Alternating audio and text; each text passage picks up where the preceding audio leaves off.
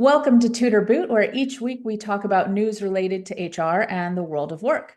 We toot the news we like and we boot the news we don't like. I'm your host, Stacey Nordwall, a serial joiner of early stage tech companies as their first in or only HR person. And joining us today, we have Jared Kleiner. Welcome, Jared. Hello. Jared, for those who don't know about you, tell us a little bit about yourself. Sure. Today I'm the founder and CEO of Offsite. We plan team retreats and offsites, just like the name suggests. Before Offsite, I was an early employee at 15Five, which I feel like half of your audience will know 15Five. The other half will know Lattice, Culture Amp, some of the other sort of immediate competitors. But I was employee 7 at 15Five back when I was a teenager. Had a phenomenal experience there, and then took a 7-year speaker, author, consultant turn to my career where I wrote a few books and did TED and TEDx talks, a lot of corporate keynotes, ran my own summits for entrepreneurs pre-pandemic. All that led to starting Offsite because I was hypothesizing that a lot of companies would go remote first or hybrid. If that were true, they'd all plan team retreats and offsites to get everyone back together in person.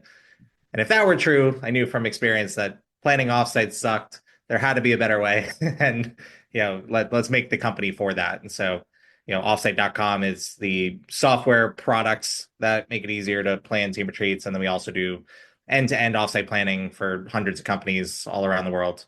And then I occasionally hop on podcasts like yours and uh, tutor boot, some of the news. Yeah, well, and obviously, I mean, we know that remote work, RTOs, like this is kind of a big and ongoing topic. So it's something we're going to jump into today because I'm sure that you have some very informed and strong opinions about the some of the debates that are going on and whether or not they actually feel like debates to you.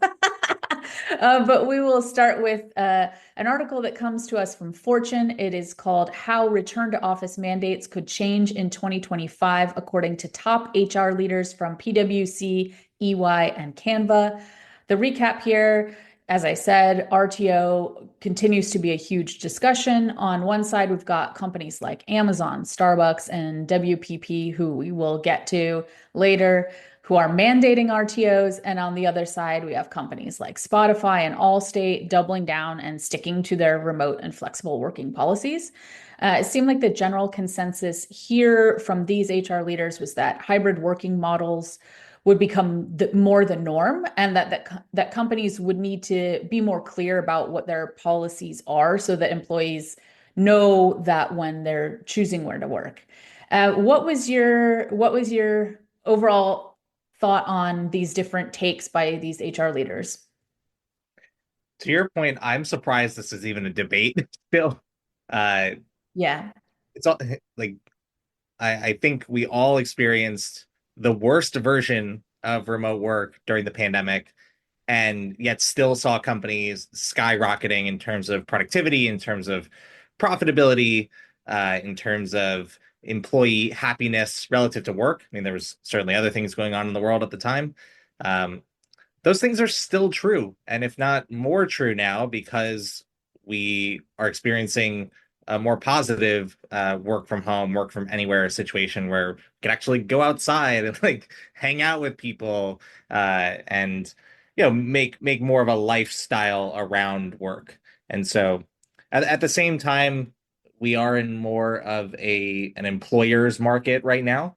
And Yeah. so I think that's part of what's being missed in the conversation is what does return to office mandates look like when it's more of an employee driven economy and you know talent gets to decide the rules of engagement versus employers. And so I think that's the conversation's silly completely. But I mean, if we're more practical about it, uh, I see this as a slight reversion on an otherwise long-term trajectory that pushes more towards remote work and more towards flexible work in general. Like, are we going to be more in offices in 10 years or less in offices in 10 years?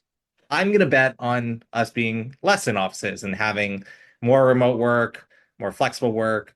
Um, Probably 50% or more of our economy is going to be driven by freelancers and fractional work and AI agents. We're going to zoom into the office, or we're going to put on glasses and sort of do like an VR, situation or augmented reality situation. I just think that's probably more the future than like everyone being forced into an office 4 or 5 days a week. Yeah, I think I mean I'm not ready for VR being in the office. I'll say that. So of those predictions, that would be my least favored one. Yeah, you're booting that. But overall, I think I mean I agree. I think we're going to see a change in what the workforce looks like and how people are engaging with it in terms of like flexible and fractional and all of these things. I think in reading this article, generally it seemed like they were saying yes, hybrid is the way to go, but underneath that, which I thought was odd, and why there's like a hint of a boot in this for me, is that PwC and EY both, if, as far as I recall, and the latest that I've seen, they both really pushed RTO and even had some things where in like different places they were tracking workers' badges when they badged into offices. And so it felt really weird to see them in the article say things like, oh, yeah, hybrid is going to be the way it is, when I know that they have these plans that are very contrary to that. And when we're talking about like, is 4 days a week in an office, does that feel hybrid? To me, that's not hybrid. I would not really characterize that. I mean, at that point, I feel like just go to a 980 work schedule or something like that. And the workforce has every other Friday off instead of doing something like 4 days a week. And I think it gets to this, which I hope we can talk about more too, is what they still seem to push this misconception that collaboration is really only possible in person, or that it means 4 days a week in person as opposed to quarterly offsite, or quarterly gatherings, or figuring out ultimately how to work together in an asynchronous environment, which a lot of people are in anyways because they're distributed, or figuring out ways to measure performance that isn't just butts in seats, right? Like I can see you in the office and therefore you are working and performing. So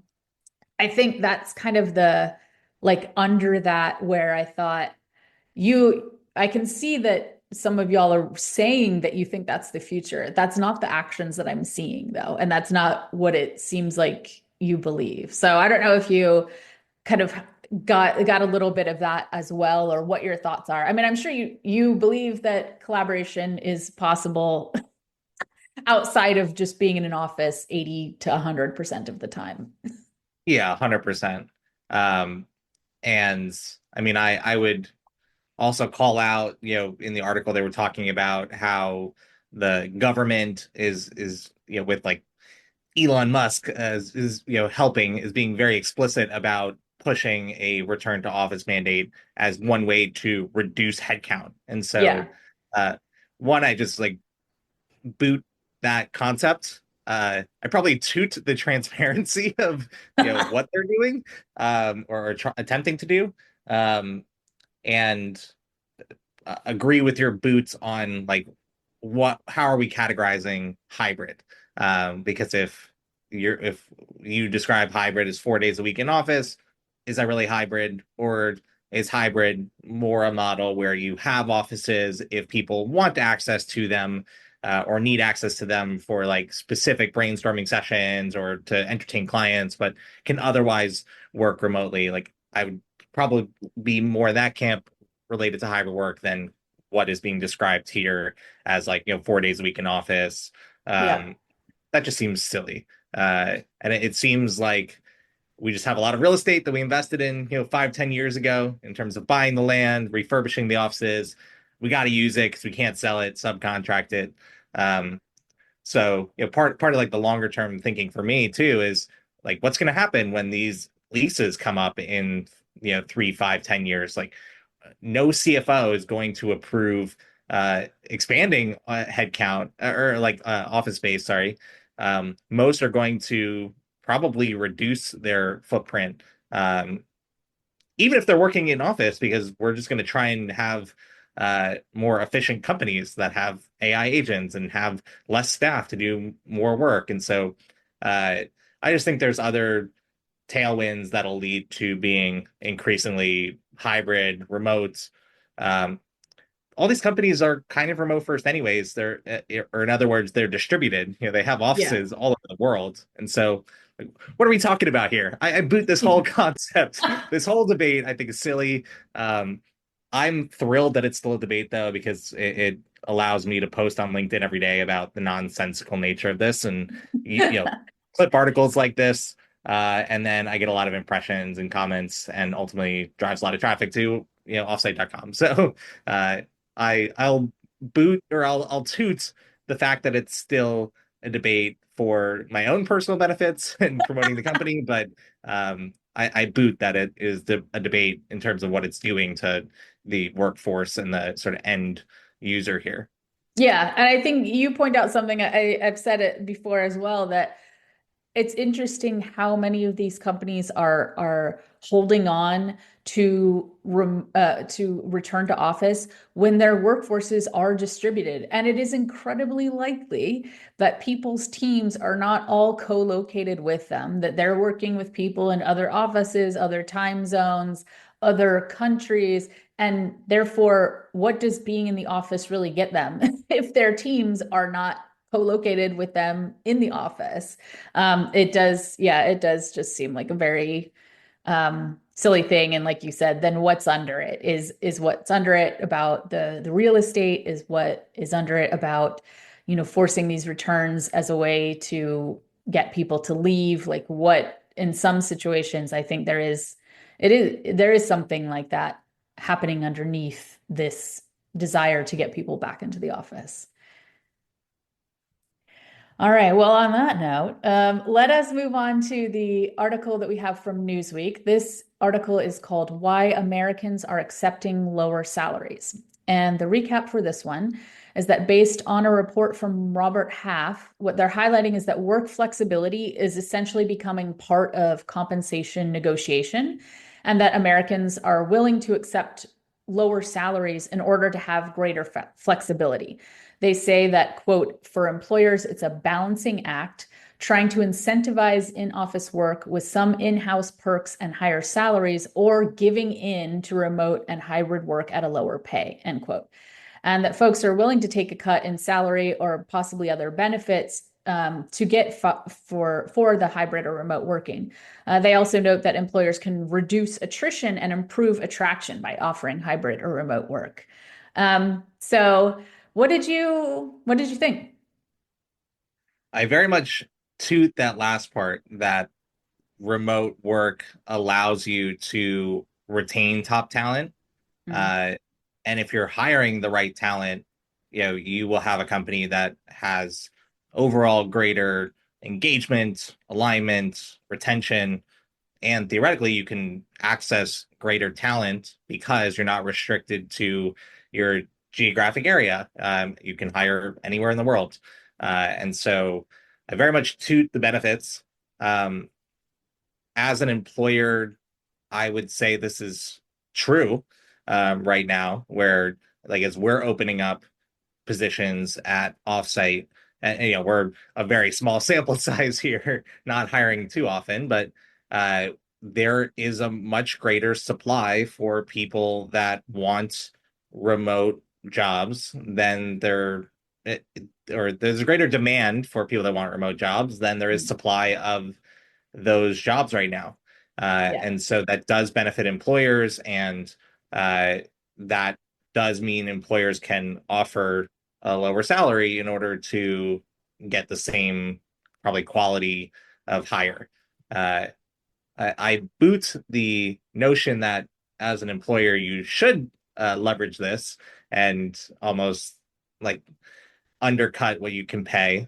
I think you have to Mm, balance hiring the best people and maybe leveraging uh, offshoring and uh, perhaps localize the salaries to some degree, but I would find a way to pay on the higher end if possible for talent, because then you're getting the most talented people possible and you're paying them well, and you're providing this amazing flexibility and lifestyle.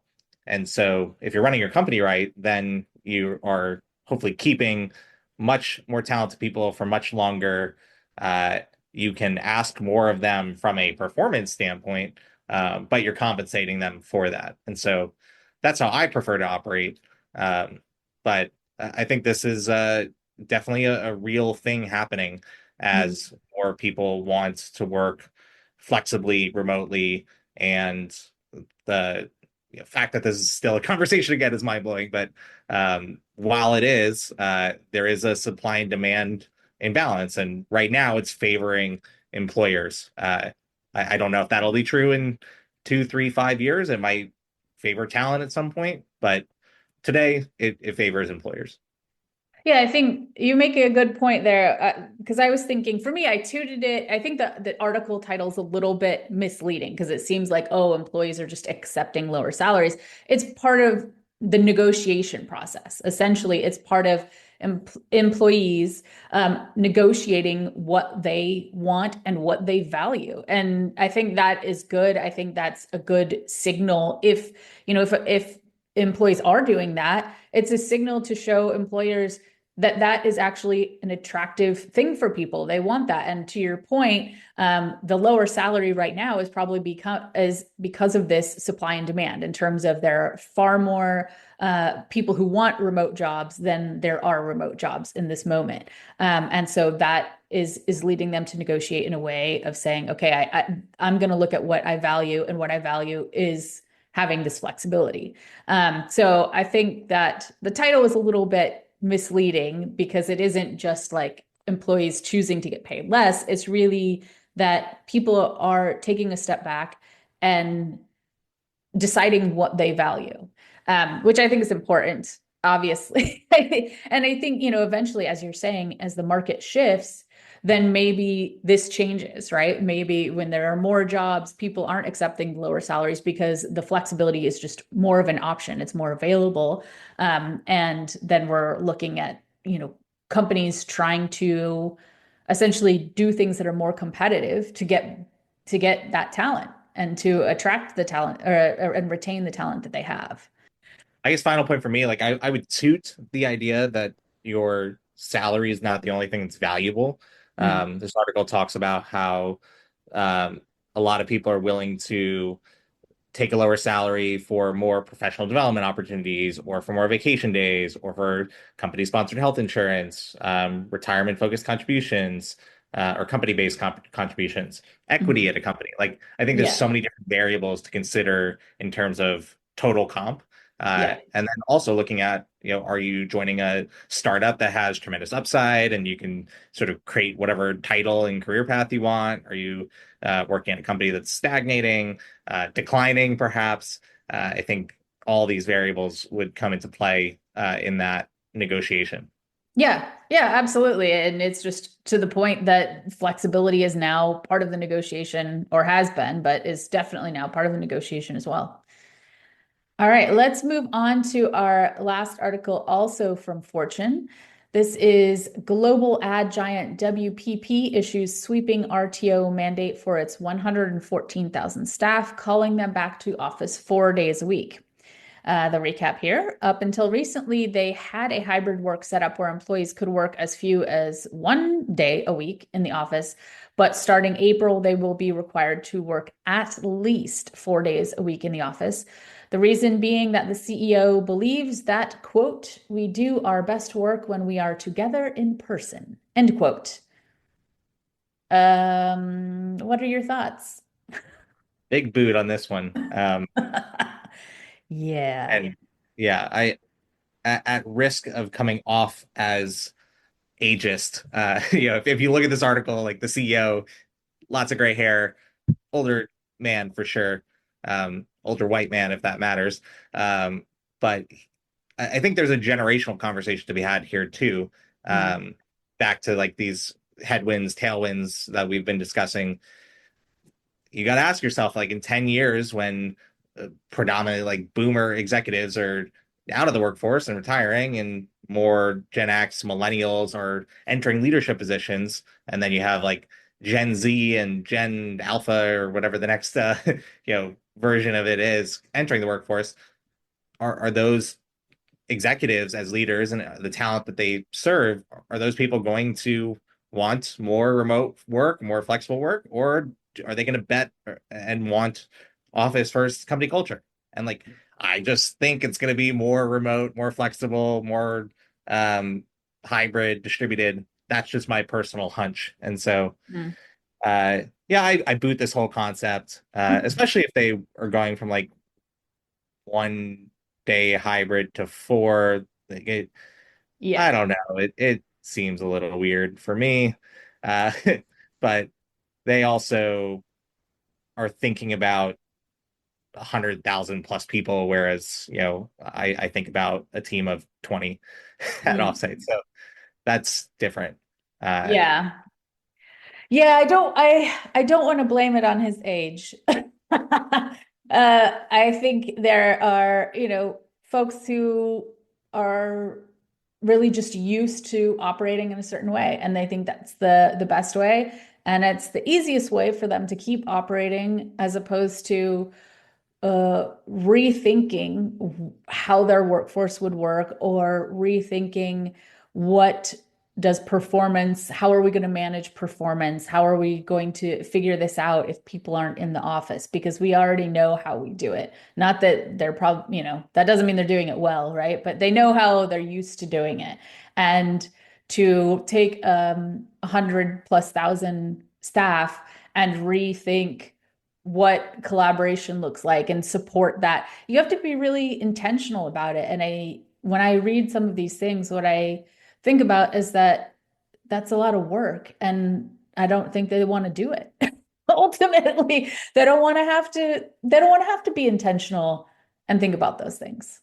yeah, I think you have a much kinder interpretation than I do. And like I didn't also I was just adding some spice, maybe get a nice sound bite for social media, but I think there's a lot of truth to what you're saying. Maybe they actually want to do the work even, but it's just so hard when thinking about 100,000 plus people and a company culture that you've built over time. I'm also reading they own multiple agencies, so they have sort of multiple company cultures within this larger Yeah. structure, and you know perhaps they need to think a little bit more about what's best for sort of me as CEO is going to be different than what's best for my leadership team beneath me, what's best for all 100,000 plus people at various levels of the company. um, yeah, even like a kind interpretation might be they want to be intentional, but now this is such a massive ship to steer that the safer bet is a version of ramping up their hybrid policy to being a little more in office. So, I Mm. mean, to their credit, it sounds like they had uh, a pretty hybrid culture already. And so this seems different than going fully remote to hybrid or like fully remote all the way to 5 days. It seems like they are changing some of the parameters around their hybrid structure, which may be annoying, but likely most people already live close to an office as opposed to multiple hours away, and so there might be less relocating that's required to comply with this. Um, there might be some more time in on the highway or in commutes, but there's already some uh, workflows around that, and it's they're not fundamentally redefining the employer-employee relationship. They're uh, sort of going a little more down the spectrum towards office first, but I don't see it as a full redefinition of the relationship. Yeah, I think, I I'll give mean, them credit on that. yeah, I mean it was a boot for me. I think, as you're saying, it isn't maybe it's not like a full harsh shift. It does feel like going from 1 day to 4 days is a massive change. And, if people are It is, yeah. caregivers, any of these things, like it's gonna be really a really stark change for some folks. But one of the things I wanted to dig in on and get your thought on, because this is something I've seen surface and I think is also underlying this conversation. I'll read this quote. Nothing, which is a London headquartered gadget maker, told its staff in August that, quote, remote work is not compatible with a high ambition level plus high speed, end quote. And so I've seen this in other places as well that ultimately they're saying, remote work is what they say, quote, a possible career impeder. So they're trying to make this case that partially bringing people back in the office, it's because we do our best work together, but it's also because you can't be a high ambition person and be a remote worker. Yeah, I fundamentally disagree. Uh, and so huge boot, to use your terminology. The I think it comes down to an individual level for things like ambition, um, and make sure you hire each individual person to the best of your ability that will come in with ambition and want to drive forward the objectives and culture that you have.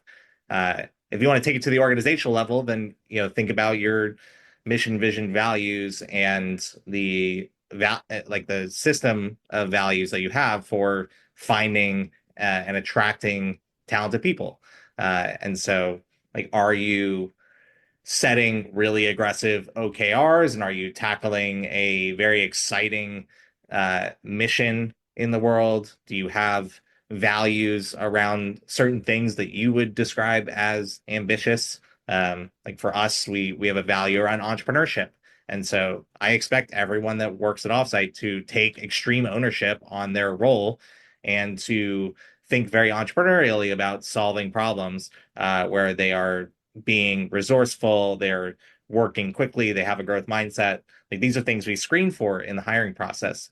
And so, uh, I also think we're like trying to be the category defining company in our space. It's relatively competitive right now, and so I think there's like a short window of time to accomplish that goal. There's incentives in place around equity and certainly everyone's pay, that if we can move fast enough towards being that category defining company, everyone benefits financially, but also like they can use that calling card as being an early employee at Offsite for the rest of their career, Mm. and wherever they want to go. And so I think at an individual level, just are you doing your best to hire the most ambitious people possible? Um, at a cultural level, are you setting the mission, vision, values to attract the most ambitious people possible and actually repel people that would be using mouse jigglers or taking multiple full-time jobs? Uh, those are the things that I would be thinking about, versus kind of blanketing like millions, if not billions, of people into buckets of people that want to work in offices versus people that want to work remotely. I just don't like categorizing, hundreds of millions, if not billions, of people in any sort of bucket, even generally generationally or any other way you could categorize people. Like I prefer looking at it at an organizational level, and at an individual level when possible. Yeah, I mean, for me, I think I am an ambitious person, and um, I'm a remote worker. But I don't want to not to make it about myself, but I think, it is just remote work, what we've seen, especially over the pandemic, that remote work opens up opportunities for work for a number of folks who may experience some kind of barriers or harassment or discrimination or any of these kinds of things if they were to go into an office. And it opens up a lot of opportunity for them. It opens up opportunity for caregivers. It opens up so much opportunity. And to just automatically say, oh, well, remote workers aren't really ambitious, I think, that's painting a very wide, as your point, like categorization of folks that I wouldn't see that to be true or even know how you would make that judgment. But the thing is, which I think they don't really talk about, we do have, if you have this workforce where some people are remote and some people are in office, and you are not working to make sure that those remote people are top of mind, we do see that in office people have more visibility. They'll get more, projects, they'll get more promotions. Like that is a real thing that happens. And I don't think that is because the remote workers aren't ambitious. I think it's because there is some kind of performance process that's broken, right? Where they're not really looking at their total team. So for me, it's more, again, kind of goes back to that intentionality of, do you want to intentionally build so that you are making sure that people who aren't in the office, if you are having hybrid, are still getting the same opportunities, are still getting the same, promotions at the same rates, things like that? Because if you're not doing that, then it's easy to jump to a lot of these conclusions that, oh, well, they're not ambitious, or, oh, they, we can't do our best work, when it's really just some of these processes are broken, or they don't want to intentionally build them.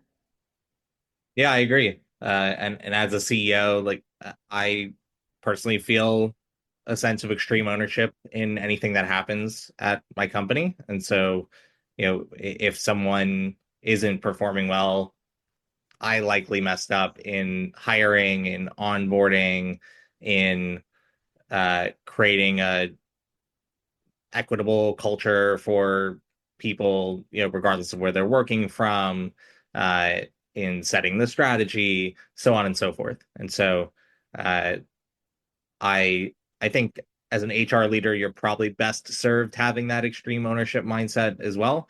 And if you end up having someone who doesn't perform, then uh, that is going to happen. But sort of on average, you're going to be better for it if you're being intentional, to your point, about creating parameters and an environment for success, regardless of how you want to define the relationship between your company and your employees. Mm. All right. Well, thank you so much for joining, Jared. If people want to connect with you, follow you, reach out to you, how can they do that? And is there anything you want to promote? Sure. Email me, jared@offsite.com, for anything. You can go to offsite.com and make a free account with us if you are planning an offsite or team retreat, and you want to search through our Airbnb style marketplace. We partner with thousands of hotels globally, and can save you up to 50% on meeting space, room blocks, food and beverage, things like that. We also do an end-to-end offsite planning service that companies like Remote and Buffer, Reforge, 15Five, HiBob, they've all used. And so go to offsite.com, make an account. We'll reach out to you on the end-to-end service route, or email me. If you mention Tutor Boot, we can give you a discount, just so I know that Stacy sent you. And yeah, thanks so much for having me. Thanks so much for listening. If you're on the other end of this, and I'll boot it back to you for the final word. All right. Thank you again so much for joining. And you can also follow Jared on LinkedIn. We'll put all of his info into our show notes. Thanks for listening to another episode of Toot or Boot. You can keep in touch with me, Stacy, on LinkedIn, and be sure to subscribe to our newsletter at tootorboot.com. And if you're enjoying Toot or Boot, we'd appreciate your positive review on your favorite podcast platform.